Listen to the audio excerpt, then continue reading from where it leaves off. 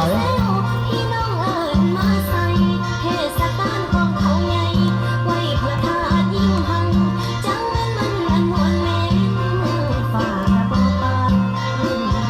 ให้อย่าให้อย่าให้อย่าให้อย่า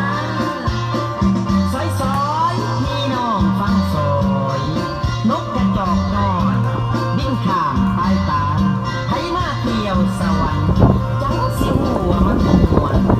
อันนี้ก็ว่าซอยโฮโฮโฮโฮฮิ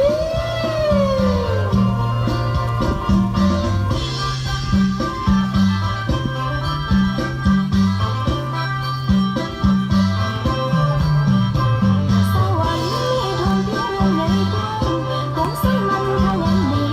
กาสิกรรมและทางนาผู้ฟังเป็นสินค้าบ่อึดตาบ่อึดเขาเลี้ยงวัวควายแบกขายส่งเสียงซาดังหันป่องป่อง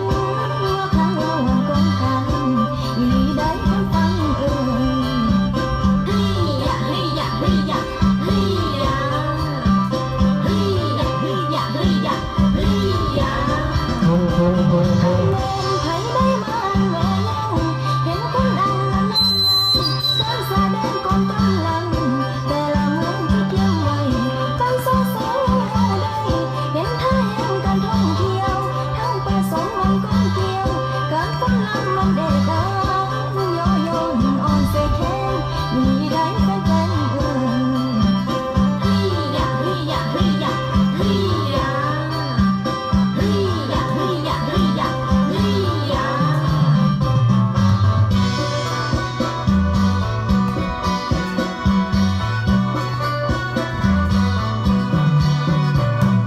โอ้ยน้อง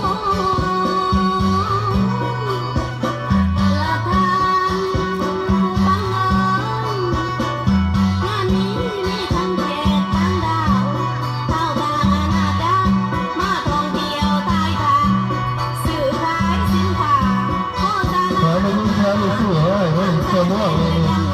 ตัวแรกมันกระท้อนมันกระทัน สักกะสิน กระทันกระแถวเบิ่งสังเกตเหมือนกันได้ จนนักบ่